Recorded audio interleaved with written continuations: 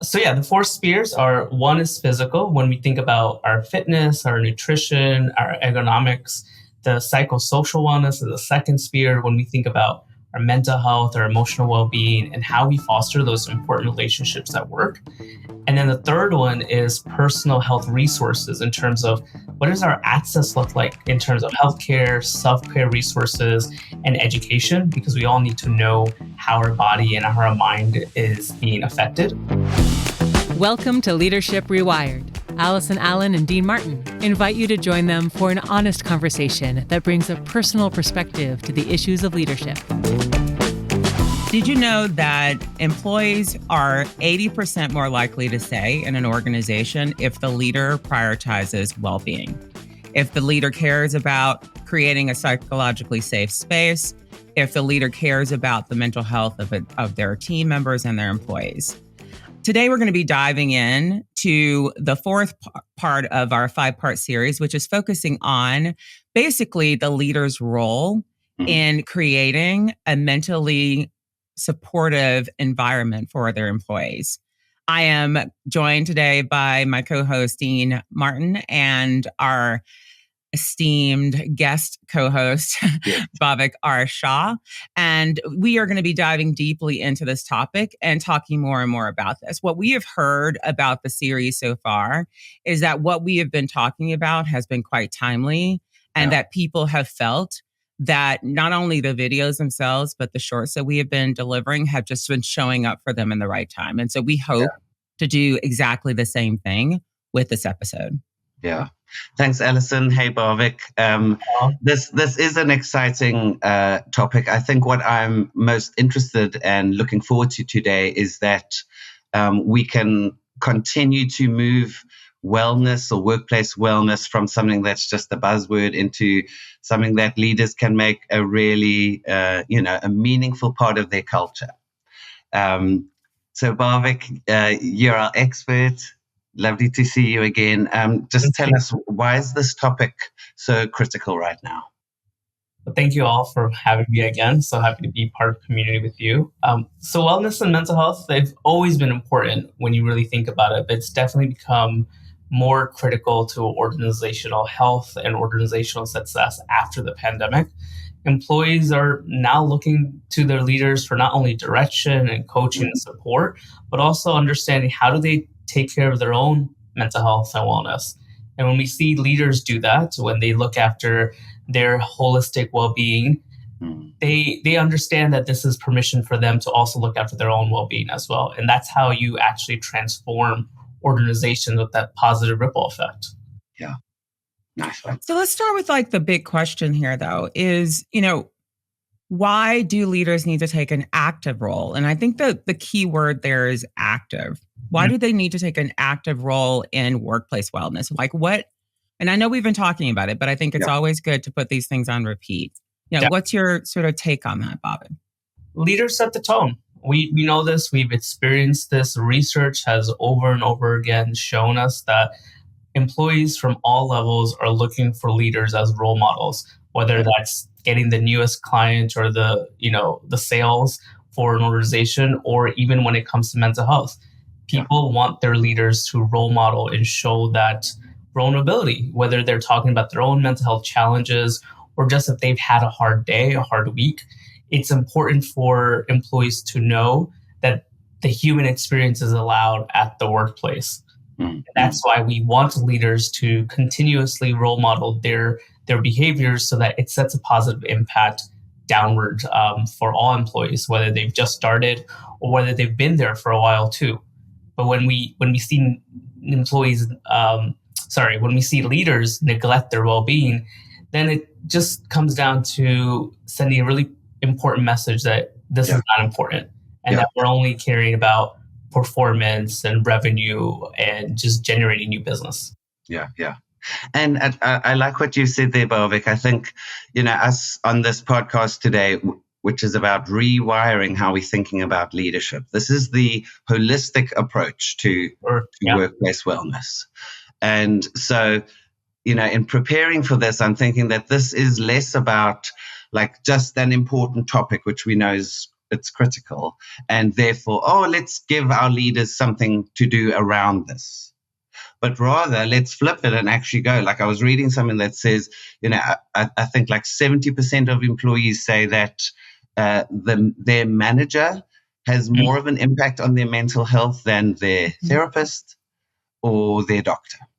So this isn't just we just have something for leaders. Let's pick a nice topic and wellness seems critical. Oh, leaders, how can you squeeze in here?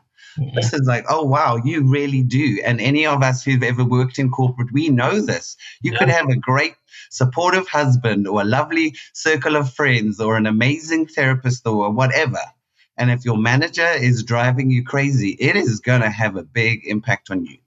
So this is, let's flip it, let's rewire it and say, like, what's the holistic approach? As leaders, this is a beautiful responsibility for you. You do impact on your people. Yes, let's look at some things that holistically you can really show up for. Role modeling it. Allison, what did you see? No, I was just going to ask you a question. It's such an interesting. No. I was just extroverting as usual after coffee. But that stat is so interesting, Dean. So, like, is it because there's I'm spending so much time with the manager? Is it this is the person who's, got it, can cause me stress because this is my financial support? Like, was there any sort of specific reasons why the manager's role is so heavy? Because I think that might be helpful for listeners to hear. It's because of the positional power a manager has. Yeah. So you could, as an employee, actually have great relationships with peers or somebody higher up. You could be best buddies with the VP of whatever. But your manager is actually the person who is making decisions about your workload. And, if push comes to shove, they are the ones who would have the highest recommendation around your salary or whether you need to be put on a performance review or whatever. So whether as a manager you are exercising or flaunting that positional power or not, it is still a fact that in an entire organization, the most important person for you is your manager. And I'd love it. Yeah. Sorry, and I would just love to add that sometimes it's not always a toxic power dynamic. It sometimes it's like a very friendly relationship that you may have with your manager, but there's always that inherent stress that you have because they do control so much of your livelihood at work, your progression in the workplace, or how they advocate for you when you're not in the room. Yeah. All that encompasses into how you manage upwards. And that article, I read it too, and it was so interesting because I personally have felt that my managers definitely affected my mental health, both in a positive way and a negative way. Yeah, for sure. Yeah. Yeah, I personally have seen both sides, right? And it is not necessarily great when it's not great. Yeah. But I have seen when I've worked in cultures where leaders absolutely cared about, the mental health, the psychological safety, and the wellness of the team and the organization. I mean, it just bred, such good feeling in the culture. And when a leader models these behaviors, they take mental health seriously. They take mental health days themselves. We talked about the fact that they are very explicit with their team and even their leaders around the boundaries that they need. Yeah. They normalize these practices within their team and they even promote it so that, I have my boundaries, you have your boundaries. Let's be clear about those. Yeah. But it's not just about, setting the example. It's about putting tangible support structures in place, which is sort of what we're going to start talking about now. And I'm going to use something called the 4, spheres of action, right? And things that we can think about. And I think it'd be really good, Bhavik, if we can actually dive into these 4 spheres of wellness and really give the listeners, some frames to think about this. So the 4 spheres are: one is physical, when we think about our fitness, our nutrition, our ergonomics. The psychosocial wellness is the second sphere when we think about our mental health, our emotional well-being, and how we foster those important relationships at work.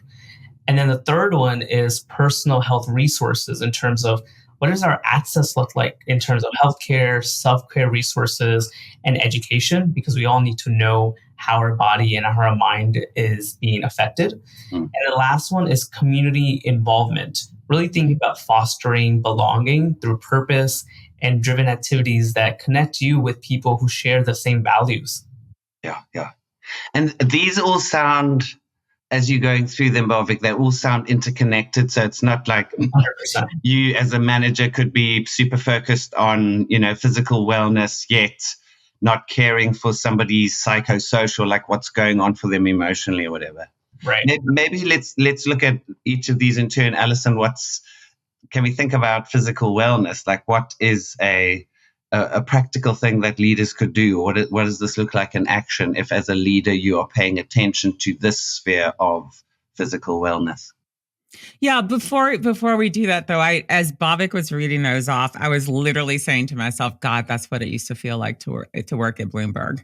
I mean, we worked hard at Bloomberg, but all of the things that you named are things that existed at Bloomberg. And by the way, Bloomberg is not a sponsor of the podcast. I bring up Bloomberg all the time. But I just, as you were saying that, I was like, oh my God, the last time I felt all four of those fears, I don't know why I keep calling them fears, but spheres, was when I was working at Bloomberg. So to answer your question, Dean, leaders need to start small. Leaders can encourage, walking meetings. I know we are going into the fall and in some areas it's really cold, but, walking meetings don't always have to be outside. Sometimes it's literally walking the floors or, going up and down stairs. I've seen, teams do the stairs within buildings together and just, walking meetings. We love the idea of, providing healthier options in terms of snacks. So if you are actually providing snacks, really start to think about those snacks. I think I've seen in some places, really, really bad snacks that are full with all kinds of things that we shouldn't be serving employees. And then I've seen really amazing options. And I think that organizations who do this need to think about it. There is always an option where you're located where you can subsidize gym memberships for people. There are online communities that are supporting, working out and wellness. And if you can figure out ways that you can support your employees, even if you're giving them almost a credit or an app that allows them to get discounts on classes, there are ways in which you can give and promote healthy options to your employees. And one of them, is considering the gym memberships. Yeah. It's really about fostering a culture of movement. We sit at our desks all day. And if we're lucky, we work in an organization where we have a standing desk so we can stand up. But the idea is, how do you sort of promote this so that the body is moving and you're creating some energy in the body by having it do so? For example, even flexible schedules that allow employees to fit in exercise. I think I used a few examples ago when we were meeting or when we were doing the podcast where I know of an employee who's going to have to actually give up running because he now is being told to go from remote back into the office. First of all, just that change enough is, affecting him. But at the end of the day, he's now having to give up something that actually was really probably, cathartic and helpful and mentally, healthy for him just to be back in the office. And it's going to be pretty tough on him. So the idea is to sort of create movement, give people options for that, and think about the physical health. Yeah. Bobby, do you have any thoughts on that one? Yeah, especially when remote work is involved, there's stipends that you can give to folks, right? To set up the office in a way that is beneficial to them. So for example, a few of the clients I've worked with or in previous companies I've worked for, they gave me a stipend to get a walking pad so that I'm walking while I'm taking meetings that I don't necessarily need to. I have one of those. Right. Yeah. So do I. Yeah. It does so much. It does so much for me because when it does get cold, obviously I'm not walking 2-3 miles outside, but I can easily walk a half or 45 minutes inside while I'm taking meetings. Or sometimes you just need an extra monitor, right? Everyone can get work off of a laptop. Things like that. The stipends obviously help with the physical health and just moving around, like you said. Yeah. And I love to go into the psychosocial wellness part of Yeah. it, right? Because Hit it it. comes down to leaders having those open conversations with their teams about not only how they're doing personally. You don't want to obviously go into it too deep because you're not that therapist or clinician. We've talked about this before too. But you can ask them how they're doing if you heard something in the news that may be impacting someone. For example, right now the world is in utter chaos. And if you know that your team members may be affected, you can simply ask, how can I support you this week?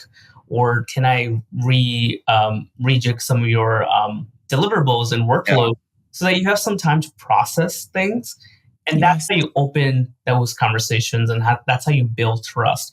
If you just go and ignore everything and you just continue with the status quo, not only will your employees be afraid to say anything, they'll lose a little bit of respect for you, I think. I think I only imagine myself being a leader and I continuously just ignore everything that's happening in the world and I just focus on business. How am I creating connection with my team? Yeah. And that also even makes me think, never mind wellness. I'm thinking, what on earth is my leader doing that they haven't noticed what's going on? What else are they missing from a business point of view? Are they not reading the landscape in terms of our economy? Like, that's where my mind goes as well. Like, seriously, you're going to ignore the fact that we've just had a big election result? You're not going to talk about it? I know. Like, what else are you blind to? That actually, and that's just my aside. I know we're focusing on wellness, but like, if you're not able to like address something directly and in a sensitive way, back to this point, acknowledging the psychosocial impact on somebody, then you are missing an opportunity to really connect with your people and to lead. Yeah. You sounded a little bit like there's a little bit of heat behind that with Dean. Is that? Yeah. I'm bringing the heat. Yeah. No, I think, well, I don't know. I'm always a big fan of, I think, there's actually a psychoanalyst. There's a quote. I think it's Winnicott again. I'm a big fan of Winnicott, who says, "There's never nothing that's not interesting behind that which is hidden." And how I use that, and how I'm bringing it into this conversation is, what are the conversations a manager is saying I don't want to have? Right. Or I will not address this. Or I will not go there. My first thought is, there's something interesting there that you don't want to. And I'm not placing a value judgment on it. I'm saying, and this sort of like comes to our third point here, which is around, personal health resources. I would imagine it's really hard to care for people. And Barvik, I'd love your point of view on this one. How does a manager care for somebody like that psychosocial point of view, like what's happening emotionally, their thoughts, their feelings, their relationships, if they don't have an awareness of what can be done, what resources can help? Yeah. So what's that sort of connection between resources and addressing the psychosocial needs? There's two elements to that, and it goes back to the education piece. They may not even understand what's happening to them and how they're adapting and accessing information from what's happening in the world. So they're not sure about how to support their teams as a result. Right. One of the things that I work with my clients is that you need to understand what is your reactions, how is your body and your mind responding to everything that's happening in the world. It can't just be that it's only your team being impacted by everything happening, right? Like, there is maybe not a direct impact for you, but there are things that concern everyone, like the election results that just happened in the US, or the political landscape, or the economy as a whole. Yeah. How are you managing that mental health? Are you just diving into work? Are you setting healthy boundaries? Are you talking to your friends and family members? And that's all great. If you're doing that, then you need to start communicating to that to your team, that like, this is what I'm doing for my mental health. I encourage you to do the same. Yeah. There are also resources that a lot of companies offer that so many employees don't even access, right? There's so many statistics about employee resource groups or employee Assistance program. I'm sorry, employee assistance program. I read your mind there, yes. Yeah, sorry. Employee assistance programs, they're not even utilized. It's like under 10% or something. Because one, people don't know how to access them. The information is not readily available. Yeah. And then two, people don't trust the system. So it's like, oh, if I use this, it won't be anonymous, or, my manager will find out that I went to therapy, all that stuff. Leaders have a very unique and powerful role here to not only give that information to employees, to give them information on how to access it, but also tell them that this is anonymous, this is for your benefit. For example, when I was in corporate, I was working in financial services for a while, I leveraged a lot of the resources. And what I did was I told my team, like, hey, when you call the employee access line, you will be asked your employee ID number and the password. You give them to them, and you just tell them what you need, and you get directed pretty seamlessly. Yeah. That few instructions, it just gives people a little bit of calm and say, okay, this is actually going to help me, rather than just giving them a number or telling them to look on an internet site, and then there's like 80,000 pages they have to sift through. It's going to deter people to actually use the resources. Yeah. I think there are probably also really important things that a manager can do when they're onboarding somebody. So not the formal onboarding process, but like as somebody's coming in onto their team, to be role modeling. We've got these 4 spheres we're looking at, but also role modeling about this is how the employee assistance program works. I used it once. I went through a tricky time last year, blah, blah, blah, or whatever. Sort of normalizing it for especially people who are new, who are coming in, that you can say, yeah, it's there for you, or this is how I've used it, or this is how I've seen it being, made the most out of by people in my team. Yeah, I've done a great example. I've used this 5-5-5 model if you have done something similar. So essentially, when a new employee starts, you check with them after 5 days, then after 5 weeks, and then after 5 months. And it can not only just be mental health related and workload related, but you can just see how they're adapting to the culture, how they're adapting to their management team. Are they integrating within the team broadly, their client load, etc. And it's such a great way to continuously build trust with an employee as they're starting off. I've seen this work with employees who are, a few years down the line too. You just start it. It doesn't mean that you can't start this 5-5-5 model. But these are just periodic check-ins that you can do to just check in, right? Like there's no other rationale behind it. You want to make sure your employees are engaged and they're well taken care of, so that they can go back to the business and contribute back to the company. Yeah. Allison, I see you nodding. Is there anything around resources that you've No, I loved both examples that both of you gave that you do, especially the onboarding piece and the 5-5-5. I think that we should think about some kind of tool around that. I think they're both great. Yeah. And before we even move off personal health resources, I'm still always thinking about the leader who maybe doesn't have a huge amount of seniority or ability to really implement things like this. Maybe you had an organization where we say we've got like half a folder and one post-it note, and that's all we've got around personal health resources. Right. Do you think it's still okay to share some of your own methods of dealing with psychosocial challenges or whatever? Like, would you talk about if you're in therapy, or would you share, hey, I've got a coach, this is what's helped me? Or I'd love to hear from either or both of you. Like, what can a leader do there? I don't care. That sounds bad, but I don't necessarily care. Like if you are sandwiched in and everyone around you just could give 2 shits about mental health, but I still think you have to figure out ways to protect your own mental health and the mental health of your team. I think you have to do that for your own mental health. I know that sounds weird. So I think that I love this notion of again, okay, someone joins my team. Let's set some rules around how we're going to operate. Let's talk openly about, safe spaces and how we want to communicate to each other.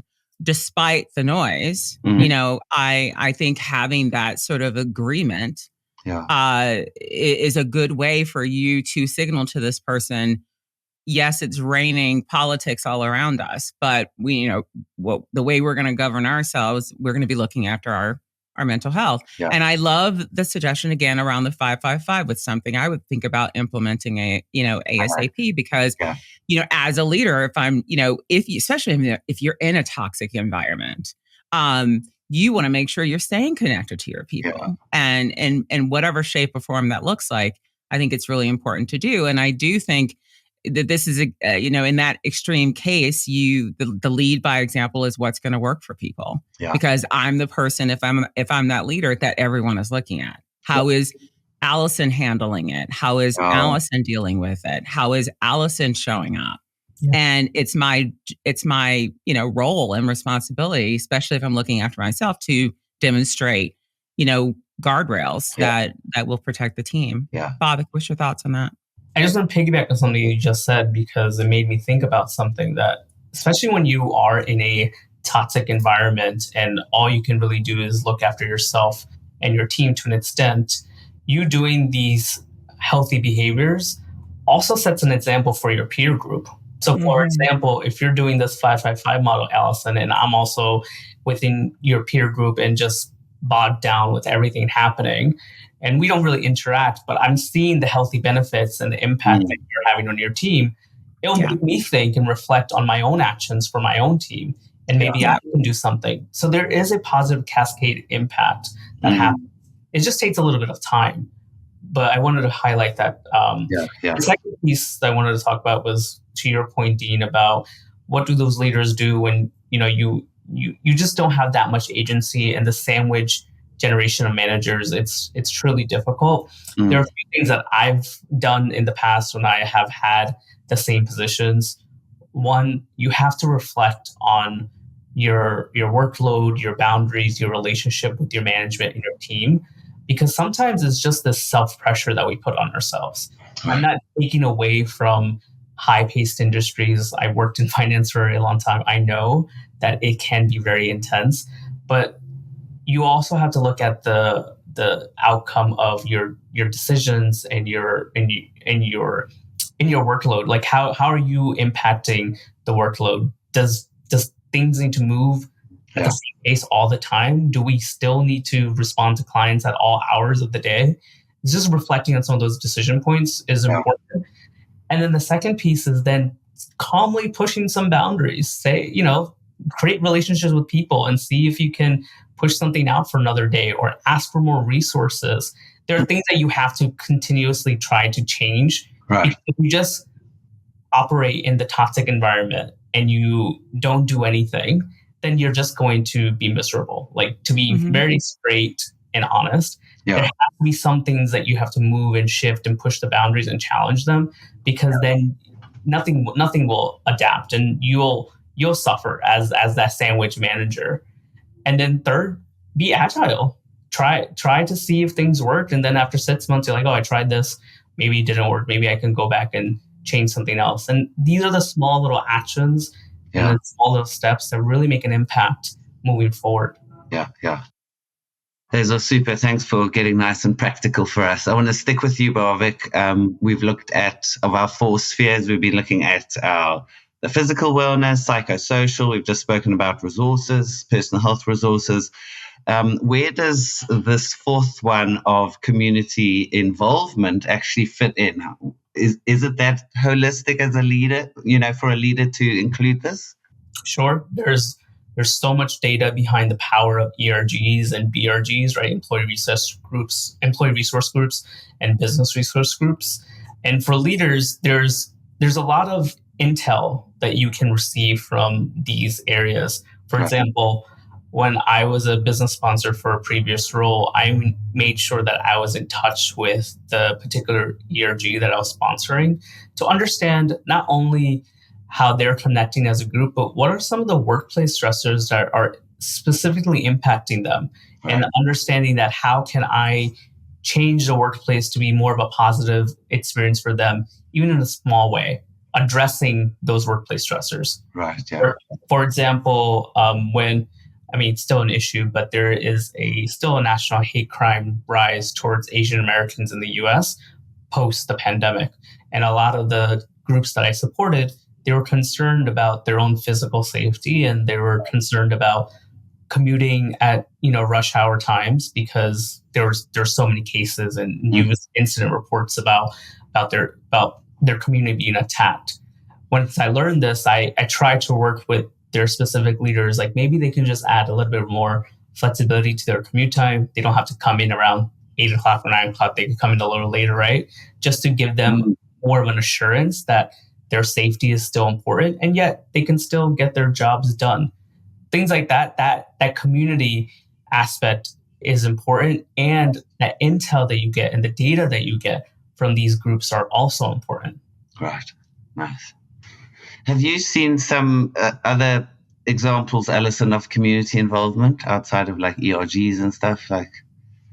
No, I think I'm going to say yes, actually. I think I've been very fortunate to work at organizations that really believe in giving back, and sort of a giving back to the communities for which the buildings sit. So, working with schools or working with underprivileged areas, going in and doing after school programs, or teaching technology to kids, or work, one of the things, again, I loved about working at Bloomberg was all of the sort of non-profit work that we did, where we would go in and we would, take over parks, or we would, clean up certain housing projects, or we would go in and paint, or we would do delivery of meal services. And those things just feel great for people. Yeah. And while it's not community within the organization, there is a community feel that goes with that, and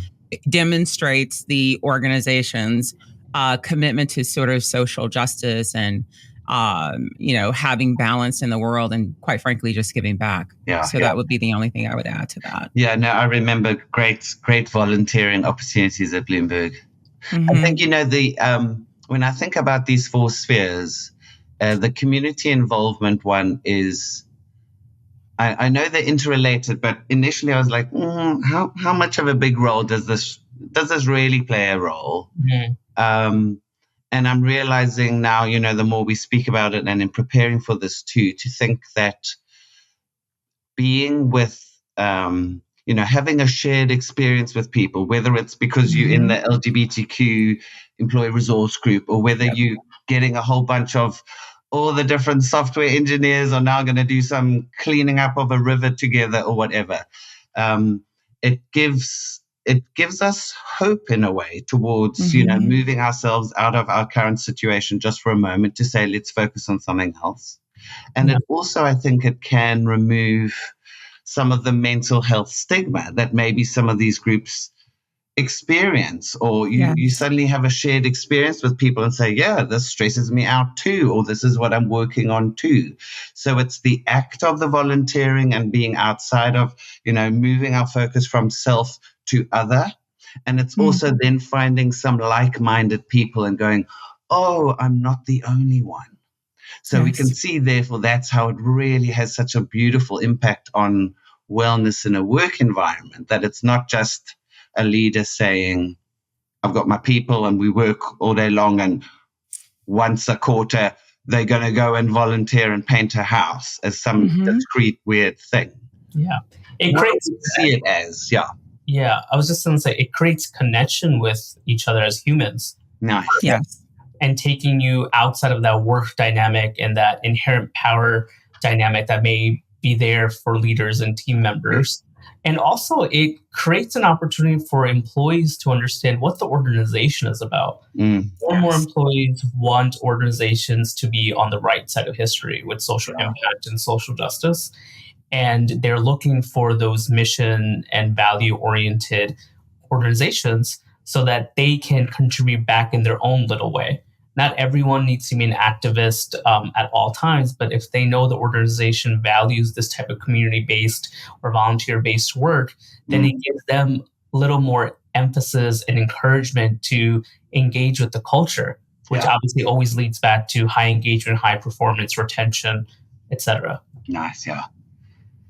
So before we dive into actionable tips, let's just remind our listeners of what the 4 spheres are: physical wellness, psychosocial wellness, personal health resources, and we've double clicked, and I love that we did, on community involvement.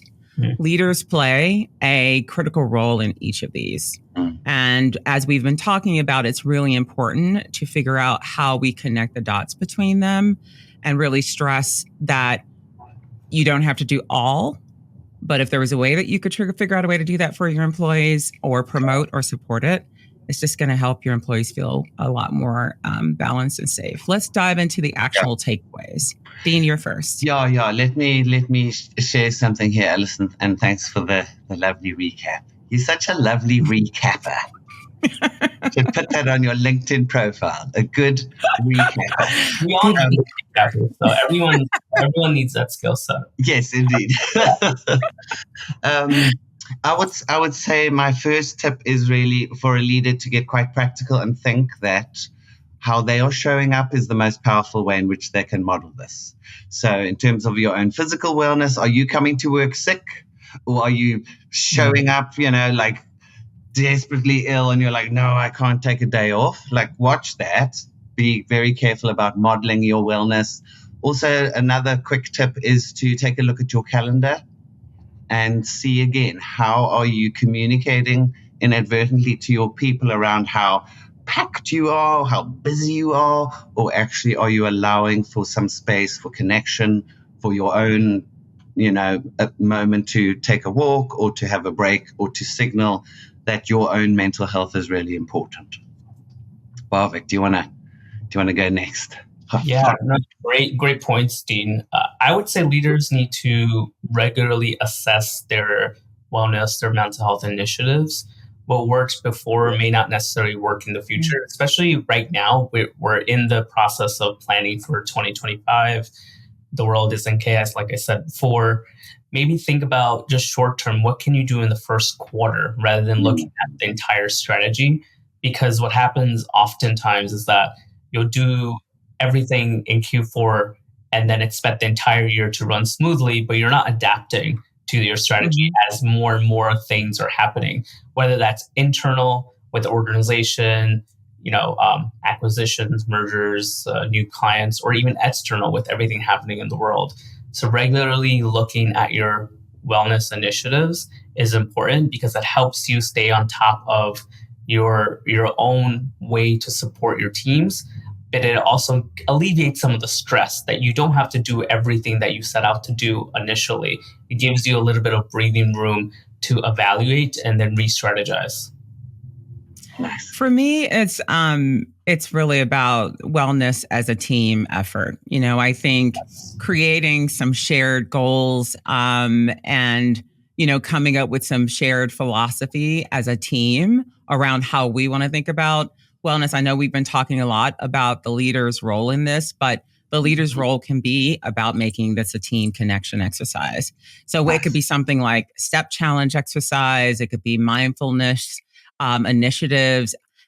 We talked very deeply about volunteering. I have to tell you again, volunteering for me is just a way for me and my team to connect with the community. And that is so rewarding. So something that's shared, that we all agree that we're going to do on the team and we hold ourselves accountable to do it is super powerful. Nice. This has been such a really good conversation today. I mean, they always are. So thank you, Dean and Barvik, so much. I think if there's one thing that I hope the listeners are going to take away is, and literally what we've been talking about in this entire series, wellness is not a nice to have. It's a leadership priority, especially now.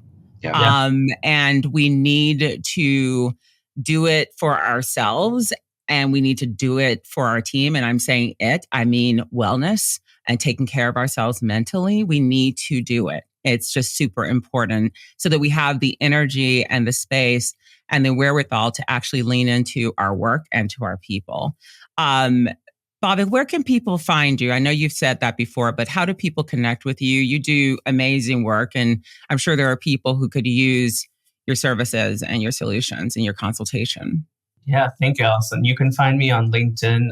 Please use my middle initial because it's a really common name, Bhavik R. Shah, or you can visit me at www.bhavikarshaw.com. I love working with organizations who want to do this type of work, sort of mitigate burnout, giving leaders the opportunity to support their teams. So definitely get in touch, and I would love to talk to you and collaborate with you. Yeah, nice. Thank you. Thanks again for a lovely conversation, Bhavik. Thanks for bringing your expertise and sharing it so generously with us. So folks, as we wrapping up here, to our audience, as you are thinking about rewiring your leadership, what's a different way in which you can approach this? There's a little call to action. Get out a pen and paper. It's not that hard, but have a think about what's one wellness behavior you could model this week for your team. And we would love to hear it. So please, share your thoughts with us online and use the hashtag Leadership Rewired.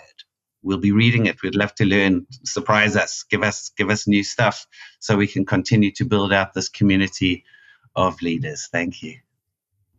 Thanks for tuning in, everyone. Remember, leading starts with you, and you have to take care of yourself. So until next time, keep leading with purpose. Thank you. Thank you. Bye-bye.